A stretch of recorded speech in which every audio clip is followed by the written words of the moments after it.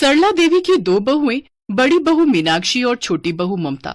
मीनाक्षी बहुत ही तीखे स्वभाव की थी, जबकि ममता बहुत ही मीठे स्वभाव वाली थी। मीनाक्षी की बातों से तो ऐसा लगता था कि जैसे वो हर समय लड़ने को तैयार रहती है, और ममता हर किसी से मीठा बोलती थी, सबसे प्यार रखती थी। ममता के इसी स्वभाव के कारण मीनाक्षी उससे बहुत जलती थी। और ममता बहू, कैसी हो? क्या बात है, आज करेले खरीद रही हो? हाँ, वो चाची, माँ जी का बहुत मन था करेले की सब्जी खाने का, इसलिए सोचा कि खरीद लेती हूँ। छील कर नमक लगाकर रख दूंगी, फिर रात को बना दूंगी। बड़ी अच्छी बात है। सचमुच सरला बहुत किस्मत वाली है कि उसे तुम्हारे जैसी बहू मिली है। तभी सरला भी घर के बाहर आ जाती है। ये बात तो तुमने बहुत सही कही उर्मिला, मैं सचमुच बहुत किस्मत वाली हूँ। मेरी दोनों बहुएं मेरा बहुत ख्याल रखती हैं, दोनों ही बहुत अच्छी हैं। तभी बड़ी बहू मीनाक्षी गुस्से में बाहर आती है।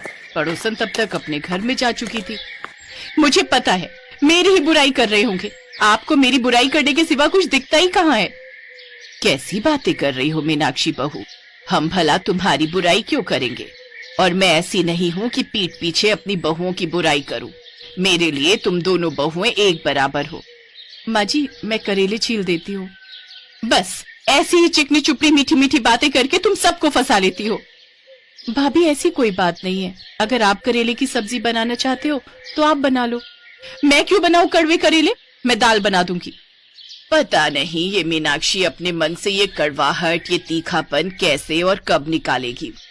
रात को ममता ने करेले की सब्जी बनाई और साथ में मीठे में थोड़ी खीर भी बना दी। इधर मीनाक्षी ने दाल बनाई। इतना तीखा, इतनी तीखी दाल बनाई है बहू, मेरे से तो एक चम्मच भी नहीं खाई जा रही। मेरा तो मिर्चों से मुंह जल गया। माँ जी, ये लीजिए, मैंने खीर बनाई थी, आप थोड़ी खीर खा लो, आपको आराम मिलेगा। मैंने दाल में मिर्च नहीं डाली। सुनो, तुम खाकर देखना जरा। मीनाक्षी, दाल में सचमुच बहुत तेज मिर्च है। तुमने बहुत तीखा खाना बनाया भाई। हाँ भाभी, मैं तो ये दाल बिल्कुल नहीं खा सकता। ममता, मुझे जरा वो थोड़े करेले दे दो, और वो जो तुमने खीर बनाई है ना, वो भी दे दो यार। मीनाक्षी बहू, तुम्हारे स्वभाव की तरह तुम्हारा खाना भी अब तीखा होता जा रहा है। वही देखो ममता का खाना, उसके स्वभाव की तरह मीठा होता है। अपने स्वभाव को बदलो, नहीं तो तुम्हारे हाथों के बने हुए भोजन पर भी इसका असर पड़ेगा। बहुत सहन कर लिया है, मैं ऐसा ही खाना बनाऊंगी। जिसको खाना है खाओ, नहीं खाना है मत खाओ। जब देखो ममता ममता ममता, हर समय उसी की तारीफ होती रहती है। मैं जेठानी हूं, फिर भी इस घर में मेरी कोई इज्जत नहीं है। मीनाक्षी गुस्से में कमरे में चली जाती है। अब तो मीनाक्षी ने जानबूझकर खाना तीखा बनाना शुरू कर दिया, जिस वजह से सबको बड़ी परेशानी होने लगी। जब भी घर में सब खाना खाने बैठते तो सबका मिर्चों से बुरा हाल हो जाता। इतना तीखा खाना खाकर सबको बहुत दिक्कत हो रही थी। मीनाक्षी खाने में ढेरों हरी मिर्च और लाल मिर्च और मसाले डालने लगी। कई बार ममता खाना बनाने लगती तो मीनाक्षी उसे मना कर देती।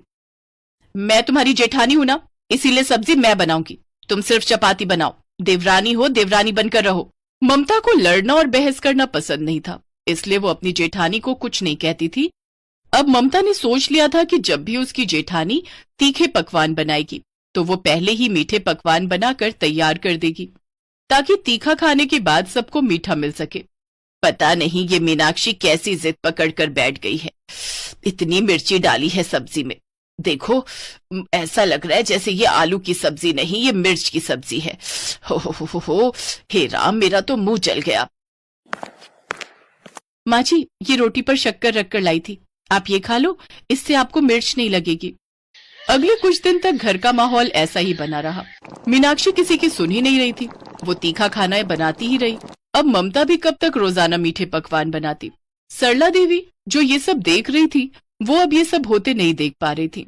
और फिर एक दिन, क्या हुआ डॉक्टर, माँ को क्या हुआ है? अचानक माँ की सांस क्यों फूलने लगी और माँ बेहोश क्यों हो गई थी? इसका जवाब तो आपके घर के मेंबर्स ही दे सकते हैं, क्योंकि सरला जी का ब्लड प्रेशर भी हाई है, कोलेस्ट्रॉल ज्यादा आया है और इनका शुगर लेवल भी बहुत बढ़ा हुआ है। मुझे लग रहा है कि सरला जी को खाने पीने की चीजों पर ध्यान देना चाहिए, नहीं तो उनकी सेहत पर बहुत बुरा असर पड़ सकता है। क्या करूं डॉक्टर साहब, एक बहू है कि तीखा खाना बनाना नहीं छोड़ती, तो दूसरी बहू मीठा खिला देती है। मुझे लग रहा है ये तीखा और मीठा खाना खाने की वजह से ही मेरे साथ ऐसा हुआ है। सरला जी, अब आपको बहुत हल्के मिर्च मसाले वाला उबला हुआ खाना खाना है। ये तीखे और मीठे पकवान बिल्कुल नहीं खाने, नहीं तो बहुत दिक्कत हो जाएगी। डॉक्टर साहब, आप चिंता मत करो, हम सब माँ का ख्याल रखेंगे। माँ, आप बड़े भैया के साथ घर जाओ, मैं आपके लिए कुछ हरी सब्जियां और फल खरीद कर लाता हूँ। घर जाकर जब सारी बात मीनाक्षी और ममता को पता चलती है तो सबसे पहले मीनाक्षी को बहुत बुरा लगता है, क्योंकि इन सारी परेशानियों की वजह वही तो थी। अगर वो तीखा खाना न बनाती तो आज ममता भी रोजाना मीठे पकवान न बनाती। दोनों बहुओं ने डिसाइड किया कि अब घर में हल्का कम मिर्च मसाले का खाना ही बनेगा और मीठा भी महीने में 1 या 2 बार बनाया जाएगा। मीनाक्षी अपनी सास से माफी मांगती है कि उसने सचमुच बहुत गलत किया था। उस दिन के बाद मीनाक्षी ममता के साथ भी प्यार से रहने लगी। अपनी दोनों बहुओं में आपसी प्यार देखकर सरला देवी भी बहुत खुश थे।